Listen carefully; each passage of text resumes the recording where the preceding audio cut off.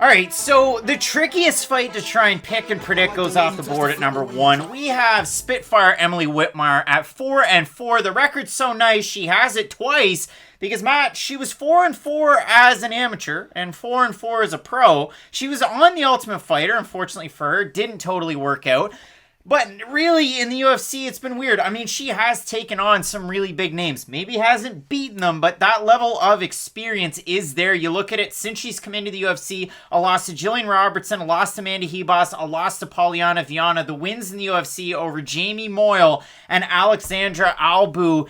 And it really is kind of tricky because you have to figure, unfortunately, for both these women, it could be a one-and-done type scenario where you lose, you're done. And for Hannah Goldy, we saw her compete, just a couple of months ago. She took on Diana Belbizia, and unfortunately for her, wasn't able to get the job done in Goldy's UFC debut. Took on Miranda Granger. It was more of the same, and we've seen that from Hannah Goldy. Something that I've really talked about. Nice leg kicks, nice in and out, because she's normally the smaller fighter against a lot of the women that she takes on at 115 pounds.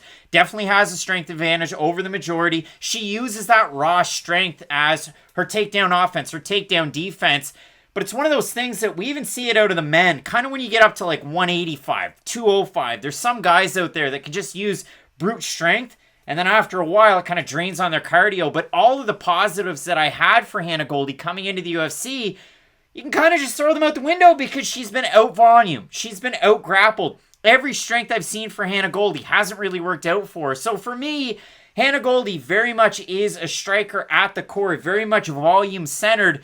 She's just been out-volumed in every single fight. For Whitmire, Matt, we haven't seen her in a long time, too. No, we haven't, and that's the craziest stat about Emily Whitmire. She's been in the UFC since 2017. That's been longer since Luka Doncic has been in the NBA, and he's one of the best players in the NBA. And the weird thing has been, she's gotten a bit of a promotional push, I'll say. It's not like she's like a Macy Barber, for instance, where, they're putting her on nothing but main cards. But coming off that season of The Ultimate Fighter, there was a little bit of Whitmire buzz. I know that Jillian Robertson fight was a really big fight. It was one of those, okay, neither one of you won your season. We'll still match you up, and we'll give you the chance in the UFC. She immediately gets submitted. So fast, it's not even funny in that fight. And that's been the thing about Emily Whitmire. You look at her 2 wins. I know we throw this term around a lot. I know Anthony Freight Train Hamilton was one of the first, this guy's the worst fighter I've seen in the UFC. This is the problem. Emily Whitmire's 2 wins are quite honestly over 2 of the worst fighters in UFC history. Jamie Moyle is not good whatsoever. I don't think that's a controversial thing to say.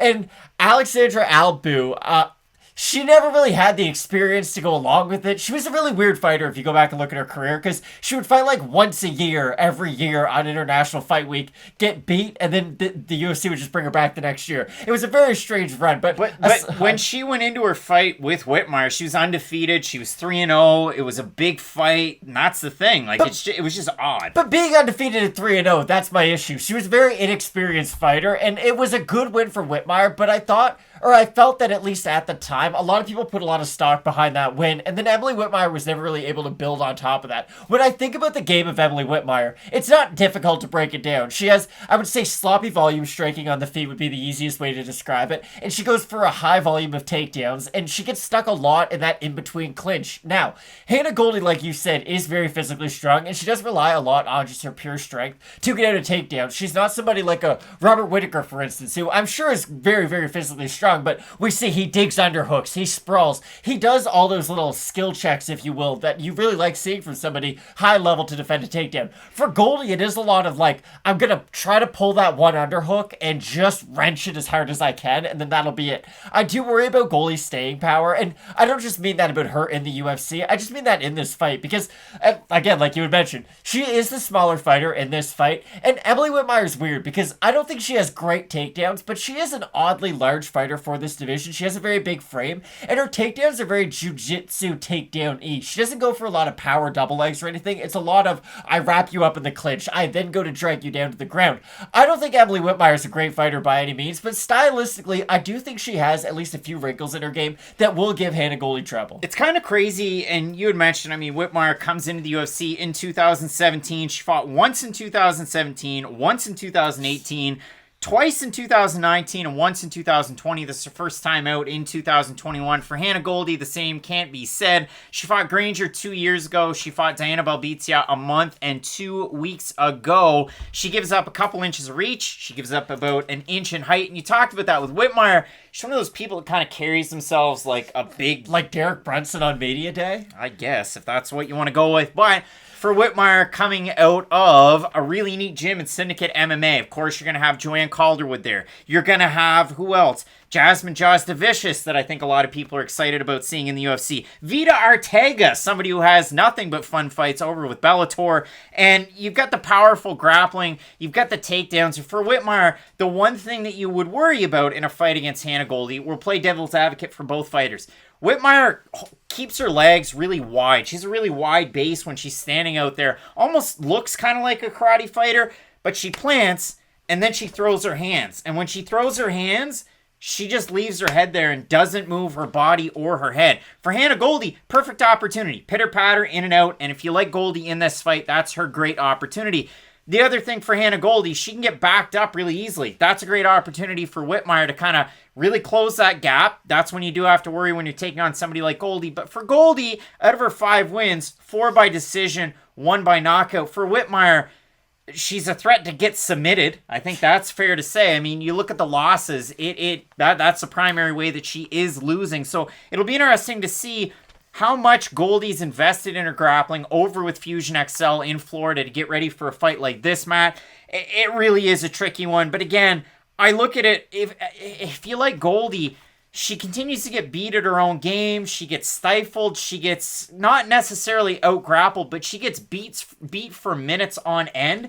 That's a trouble in a fight against somebody like Whitmire. And I think that is the big key to this fight. The thing that I hate is, okay, let's say you're dominating the regional scene with your volume striking. That's when we get to know you for. Then you make the jump to the UFC, and we can all agree the UFC is a jump from whatever regional scene a person would be on. And then the thing that you're supposed to be having success with isn't only maybe just on par with other people. Other people are now starting to beat you at the thing that you were originally having success with. That's been the problem with Hannah Goldy. I remember before the Miranda Granger fight, we were both talking about how Hannah Goldy has all the tools to beat someone like Miranda Granger.